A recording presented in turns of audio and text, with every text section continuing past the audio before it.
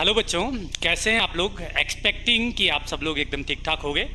मैं भी एकदम फिट हूँ और आपके लिए आज लेकर के आया हूँ एक आयोपैक का बहुत ही अच्छा लेक्चर। इस सेशन में हम लोग पढ़ने वाले हैं ईथर। ठीक है, ईथर और क्लोरोफॉर्म के बीच में थोड़ा सा रिलेशन से इस प्रकार से है।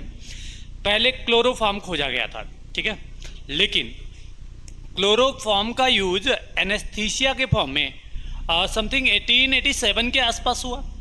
ईथर बाद में खोजा गया था, लेकिन इसको एनेस्थीसिया के फॉर्म में पहले दिया जाने लगा।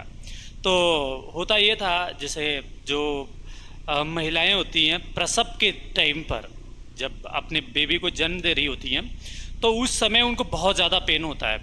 एटलीस्ट इतना पेन होता है कि एक जो स्टैंडर्ड दिया गया है मौत वाला, बस कहते हैं मौत को छूकर टक से वापस आना, बहुत करीब जा कर के आती है। यानी प्रसव के टाइम पर एक फीमेल्स को इतना पेन होता है जो कि आपके 40 हड्डियों के एक साथ टूटने के बाद जितना पेन होगा लगभग उतना ही पेन होता है। तो ये पेन बहुत हाई डोज होता था। तो इससे रिलीफ देने के लिए जब क्लोरोफॉर्म की डिस्कवरी हुई तो उस समय इसके बारे में बहुत ज़्यादा पता नहीं था। बाद में ईथर की जब डिस्कवरी हुई तो ईथर वालों को क्या किया गया, ये दिया गया, यानी ईथर को एनेस्थीसिया के फॉर्म में दिया गया। और बेसिकली वहाँ पर जब महिला अपने बच्चे को जन्म दे रही थी तब देखा गया कि ईथर के यूज से आए दिन कुछ ना कुछ डेथ हो जाया कर रही थी। तो इससे बचने के लिए बाद में जब क्लोरोफॉर्म का एनेस्थीसिया के फॉर्म में यूज हुआ तो एनेस्थीसिया के फॉर्म में क्लोरोफॉर्म को जब दिया जाने लगा तो क्लोरोफॉर्म को भी क्या किया गया, देखा गया क्लोरोफॉर्म का जो मारने वाली क्षमता है, यानी जो डेथ की रेशियो थी, वो ईथर के कंपैरिजन में बढ़ गई। इसलिए उसको भी और ईथर को दोनों को एनेस्थीसिया के फॉर्म में देना बंद कर दिया गया। अब नई नई मेडिसिन आ रही हैं जिसमें जो है दिया जा रहा है एनेस्थीसिया के फॉर्म में। आइए ईथर के बारे में थोड़ा सा स्टडी करते हैं और इसका आयोपैक नेम कैसे लिखेंगे इसके बारे में पढ़ते हैं। ठीक है, ग्रुप का नाम क्या है, ईथर नाम है, ईथर। ईथर को हम लोग और भी एक नाम से जानते हैं, क्या, एल्कॉक्सी एल्केन। अच्छा, इसको थोड़ा सा ब्रेक डाउन करते हैं ना, इस वाले नाम को दो पार्ट में टूट गया, एल्क प्लस में क्या, ऑक्सी, ये भी टूट जाएगा, एल्क प्लस में क्या, एन। आप ध्यान से समझिएगा, ये जनरल फॉर्मूला मैं यहां पर लिख दे रहा हूं भाई। जनरल फॉर्मूला इसका देख लो बेटा, जनरल फॉर्मूला होता है आर, वाह, ओ आर डैश। अच्छा, इस बेसिस पर अगर मैं देखूं, इसके फॉर्मूले के बेसिस पर अगर देखूं तो आर क्या होता है, आर तो जानते ही हो ना आप, आर क्या होता है, वही होता है CnH2n + 1H। जितना भी कार्बन होता है ना उससे एक ज्यादा हाइड्रोजन होता है। तो देख ले बेटा, ये हो सकता है कि ये वाला आर और ये वाला आर ये दोनों सेम हो, यानी R = R डैश हो। तो बेटा ऐसा भी तो हो सकता है ना कि ये R और R डैश आपस में इक्वल ना हो, है ना। अगर R और R डैश दोनों आपस में इक्वल होगा तो इसको बोलेंगे बेटा क्या, सिमेट्रिकल ईथर। क्या बोलेंगे, सिमेट्रिकल ईथर बोलेंगे। ओ 1 सेक, यस, इसको क्या बोलेंगे बेटा, सिमेट्रिकल ईथर। हाँ, देख लीजिएगा, वापस से लिख दे रहा हूं, सिमेट्रिकल ईथर। और अगर ये वाला आपका R और R डैश आपस में इक्वल नहीं है तो क्या बोलेंगे, असिमेट्रिकल ईथर। इसको बोल देंगे असिमेट्रिकल ईथर। ठीक है, तो ये सिमेट्रिकल है और दूसरा असिमेट्रिकल है। ठीक है, अब सुनिएगा, ध्यान से समझिएगा, ध्यान से समझिएगा, इस वाले ग्रुप को थोड़ा सा ध्यान से समझिएगा भाई। हाँ, समझ रहे हो ना, क्या समझ रहे हो बे बेटा, कुछ तो समझ में आ ही रहा होगा। अरे कुछ क्या पूरा समझ में आना चाहिए। हाँ देख लो, ये हो जाएगा, आप ध्यान से समझिएगा। यहाँ पर मैं थोड़ा सा शेप ले रहा हूँ, शेप में मैं लाइन खींचूंगा, तो 2-3 लाइनें तो खींच ही सकते हैं हम लोग ना। एक, ओके, दूसरी, चलो यहाँ पर ले लिया हमने, और भी खींच लें, चलो खींच लेता हूँ, थोड़ा सा आसान रहेगा, आपको दिखेगा एकदम सेपरेटली, है ना। ये देख लो, आप सुनो, इसको बोल दिया बेटा जनरल फॉर्मूला। क्या बोल दिया? ये हो गया जनरल फॉर्मूला। ये हो जाएगा बेटा कॉमन नेम, और ये हो जाएगा बेटा आपका क्या, IUPAC नेम, है ना। IUPAC का फुल फॉर्म वैसे मैंने बता भी रखा है, एक बार फिर बताता हूँ, international union of pure applied chemistry. Hindi में भी सुन लो, अंतर्राष्ट्रीय अनुप्रयुक्त एवं विशुद्ध रसायन संघ। समझे? कुछ याद वाद नहीं रखते हो बैल कहीं के, तो सुनो, यहां पर जनरल फॉर्मूला आपने पढ़ रखा है ना, क्या होता है, ROR, है ना। तो ले लो भाई, कितने भी कार्बन ले सकते हो आप, जितनी इच्छा करे। एक कार्बन ले लिया मैंने, एक कार्बन लिया तो हाइड्रोजन कितना हो जाएगा, 1 दूनी 2 और 1 3। फिर बेटा बीच में क्या होगा, बीच में होगा ऑक्सीजन, कार्बन 2 ले लो, 2 दूनी 4 और 1 5। जरूरी थोड़ी ना है ये दोनों अलग अलग हो, ऐसा भी तो हो सके ना, C2H5O, इधर भी C2H5, ऐसा भी तो हो सकता है ना, CH3O, CH3, ऐसा भी हो सकता है बेटा, C4H9, जितना भी कार्बन ले रहे हो दोगुने से एक्स्ट्रा हो रहा है 1 O, इधर C7H कितना, 7 दूनी 14 और 1 15, है ना, 15। अब सुन, इसका हमें क्या करना है, इसका पहले हमें कॉमन नेम लिखना सीखना। तो कॉमन नेम में बेटा देख, 2 कार्बन है ना, 2 कार्बन के लिए एथ ई, एक कार्बन के लिए रूट वर्ड मेथ ई। मैथ को किससे लिखेंगे, ई से लिखेंगे, एम से, एम, ठीक है। इधर देख लो, पहले मार्क ही कर लेते हैं, ये एथ, 2 कार्बन, 2 कार्बन एथ, बेटा 1 कार्बन मेथ, 1 कार्बन मेथ, बेटा 4 कार्बन ब्यूट, बेटा 7 कार्बन हेप्ट। ये रूट वर्ड मैंने पढ़ाया था, आप पहले लेक्चर में जाकर के देख सकते हो, ठीक है। अब सुन बच्चे, मैं थोड़ा सा स्पेस इधर ले रहा हूं। अगर हमारे पास सेम ग्रुप 2 हैं तो प्रेफिक्स लगाते हैं डाई, 3 है तो ट्राई, ये क्या है, ये प्रेफिक्स हैं। 4 है बेटा तो टेट्रा, 5 है तो पेंटा, ऐसे ही आगे कंटिन्यू करते हैं, ठीक है। तो देख बेटा, सबसे पहले इसमें हमें कॉमन नेम लिखना है, तो 2 कार्बन के लिए एथ और 1 कार्बन के लिए मेथ। अब इसमें ये ध्यान देना है बेटा, पहले आप लोग इंग्लिश में ABCD तो सब लोग पढ़े हो, स्टार्टिंग वहीं से होती है ना, तो आप बताएंगे इंग्लिश अल्फाबेट में पहले E आएगा या M आएगा, ओबियसली E आएगा, तो E वाले का नाम पहले लिखेंगे। ध्यान देना, कॉमन नेम की बात हो रही है यहां पर, ठीक है। 2 कार्बन है E के लिए क्या होगा भाई, E के लिए हो गया एथ प्लस अपनी तरफ से क्या लगाते हो, इल। बेटा 1 कार्बन के लिए मेथ प्लस क्या लगाओगे, इल। ग्रुप का नाम बोल बेटा, ईथर। बेटा इधर देखो, दोनों सेम ग्रुप है तो सेम ग्रुप के लिए 2 के लिए प्रेफिक्स डाई, ये लो भाई, ई है, ई के लिए एथ प्लस क्या, इल, ग्रुप का नाम ईथर। बेटा दोनों मेथिल है तो क्या लिखोगे, डाई, ग्रुप का नाम ईथर, डाई मेथिल ईथर। इधर देख बेटा, 4 कार्बन है, इधर 7 है, तो पहले 4 वाले का लिखेंगे या 7 वाले का, यानी पहले बी से लिखेंगे H, ओबियसली इंग्लिश अल्फाबेट में बी आ रहा है, पहले बी का लिखेंगे।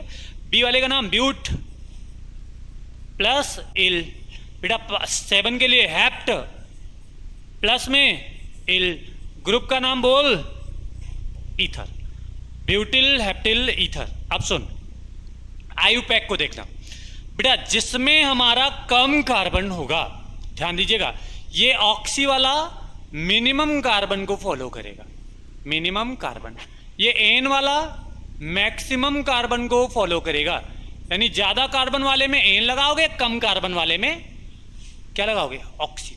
तो बोल भाई, इधर एक कार्बन है, इधर दो है, तो किस में ऑक्सी लगाएंगे, एक में लगाएंगे या दो में, कम वाले में ना, एक में।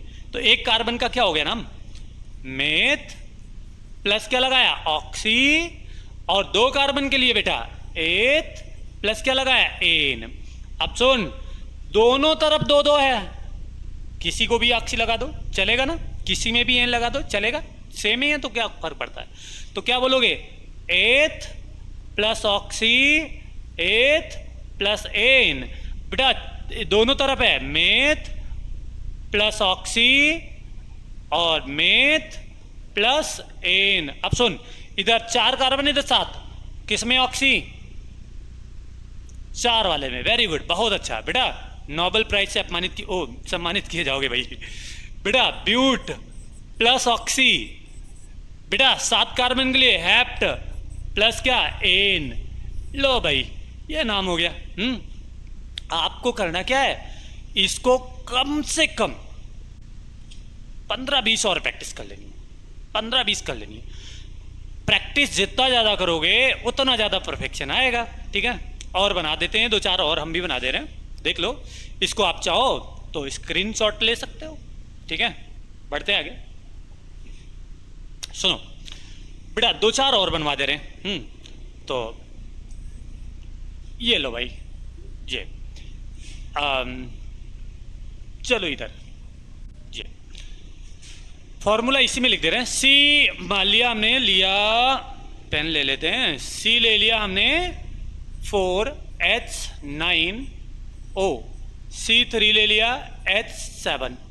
बेटा C4 हो सकता है, H9, C5 हो सकता है, H11, है ना, C9 हो सकता है, H 9 दूनी 18 और 1 19 O, C10 हो सकता है, H21, C बेटा 7 हो सकता है, H15 O, C5 हो सकता है, H11, कुछ भी लिखो क्या फर्क पड़ता है ना। C8 ले सकते हो, H17 O, C4 ले सकते हो, H9 हो सकता है ना। आप सुन, ध्यान से समझ जाओ, अब इस पर मार्क कर लो। बेटा 4 कार्बन के लिए ब्यूट बी से लिखोगे, 3 कार्बन के लिए प्रोप पी से लिखोगे, 4 के लिए ब्यूट बी से, 5 के लिए पेंट पी से, 9 कार्बन के लिए नॉन एन से, 10 कार्बन के लिए डेक डी से, 7 कार्बन के लिए हेक्ट एच से, 5 के लिए पेंट पी से, 8 के लिए ऑक्ट ओ से, 4 कार्बन के लिए ब्यूट बी से। अब एक एक का पहले कॉमन नेम लिखते हैं। तो बेटा देख, 4 कार्बन है बी, यानी बी पहले आएगा या पी आएगा, इंग्लिश अल्फाबेट में बी आएगा। तो बी आएगा ना, तो क्या हो जाएगा, ब्यूट प्लस लगा दिया क्या, इल। बेटा 3 है, 3 का प्रोप प्लस इल, ग्रुप का नाम बोल बेटा, बोल तो, ईथर। अब सुन 4 और 5, ये बी आएगा, पी पहले बी आएगा, है ना, ब्यूटिल। बेटा 5 के लिए पेंटिल, बेटा ग्रुप का नाम ईथर, है ना। इधर एन आएगा या डी, पहले डी आएगा ना, तो क्या, डेक प्लस इल। बेटा 9 के लिए नॉन प्लस इल, ग्रुप का नाम बेटा ईथ, ईथर, है ना। ऐसे ही इधर पहले एच आएगा, पी एच आएगा, लिख दो, हेप्ट प्लस इल। 5 के लिए पेंट प्लस इल, ग्रुप का नाम बेटा ईथर, है ना। 8 के लिए बेटा ऑक्ट, पहले लिखेंगे या बी के ब्यूट लिखेंगे, पहले ब्यूट लिखेंगे, ब्यूट प्लस इल।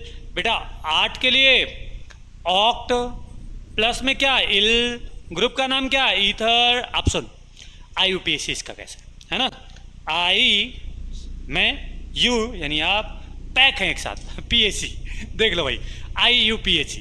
तो 4 कार्बन है और इधर 3 कार्बन है, तो बता किसमें ऑक्सी लगाएंगे, किसमें एन लगाएंगे, बताया था ना अभी, 3 वाले में, कम कार्बन वाले में। तो 3 कार्बन के लिए क्या, प्रोप प्लस ऑक्सी, बेटा 4 कार्बन वाले के लिए ब्यूट प्लस एन, है ना। चलो थोड़ा सा कलर चेंज कर लेते हैं 5 कार्बन के लिए, और उधर 4 है तो कम वाला पहले लिखेंगे। 4 के लिए but plus oxy, 5 carbon pent plus n, है ना। बेटा 9 और इधर 10 है तो कम वाले में ऑक्सी, 9 के लिए नॉन प्लस ऑक्सी, बेटा 10 के लिए डेक प्लस एन, बेटा 7 के लिए क्या होगा, 7 और 5 पहले, 5 के लिए पेंट प्लस ऑक्सी, बेटा 7 के लिए हेप्ट प्लस एन, बेटा 8 और 4 है, 4 के लिए पहले लिखोगे ना ब्यूट प्लस ऑक्सी, 8 के लिए oct plus n. I hope so कि ये सारी बातें आपको समझ में आ गई होंगी, बोलो स्वाहा, समझ में आ गई ना। ठीक है, अगला देख लो। अगला ध्यान से देखिएगा, यस यानी स्ट्रक्चर। अब क्या देखना है, स्ट्रक्चर देखना है, स्ट्रक्चर देखना है ना।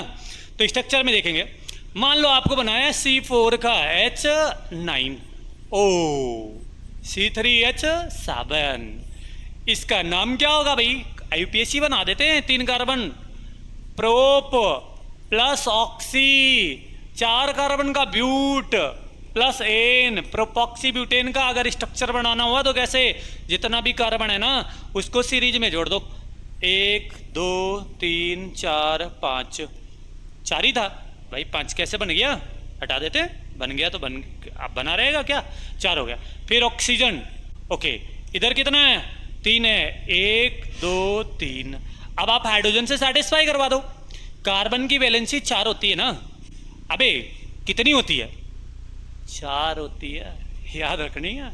All those element which have 1 2 and 3 electron in their valence shell having the valency 1 2 and 3, which have more than 3 electron in their valence shell having the valency 8 minus n, wherein is the outermost electron of the element.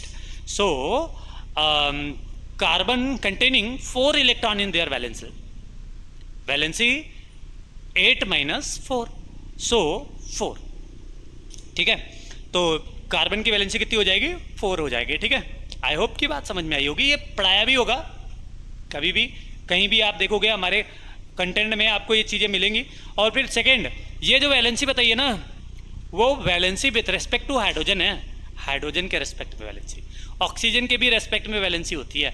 कब होगी, क्या होगी, क्या क्या conditions होंगी, इन सब के बारे में बात करेंगे। ठीक है, समझ रहे हो ना, आगे बढ़ते हैं, देखेंगे। कार्बन की वैलेंसी 4 है तो ये 4 बॉन्ड बनाएगा, 1 2 3 और 1 बना रखा है 4, तो जितना बॉन्ड बना रहा है ना उतना हाइड्रोजन ऐड कर दो। लो भाई जुड़ गए, ये लो ये भी बन गया, ये भी बन गया। ऑक्सीजन में बॉन्ड नहीं लगाना है क्योंकि ऑक्सीजन के बैलेंस शेल में कितने, 6 इलेक्ट्रॉन हैं, तो 8 में से 6 निकाल दो, कितने, वैलेंसी 2 आती है। ठीक है, सुनो, ये हाइड्रोजन, ये हाइड्रोजन, ये देख लो, इसमें 3 जोड़ा गया है ना।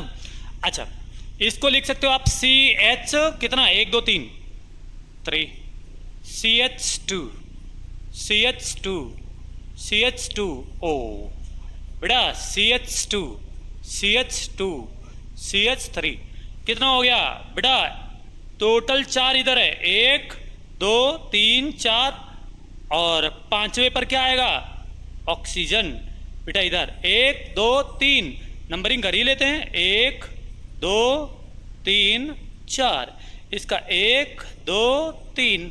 लो भाई, क्या बोलते हो इसको, स्ट्रक्चरल फॉर्मूला, स्ट्रक्चरल फॉर्मूला, इसको क्या बोलते हो, इस वाले को कंडेंस्ड स्ट्रक्चरल फॉर्मूला। और ये क्या है, यही तो है बॉन्ड लाइन नोटेशन, यही है bond line notation. I hope कि ये बात आपको समझ में आई होगी, है ना। मिलते हैं अगले ग्रुप पे, यहीं पर, कहीं मत जाइए, बस तुरंत अगला वाला लेक्चर देखिए ना, उठाओ तो, बाय।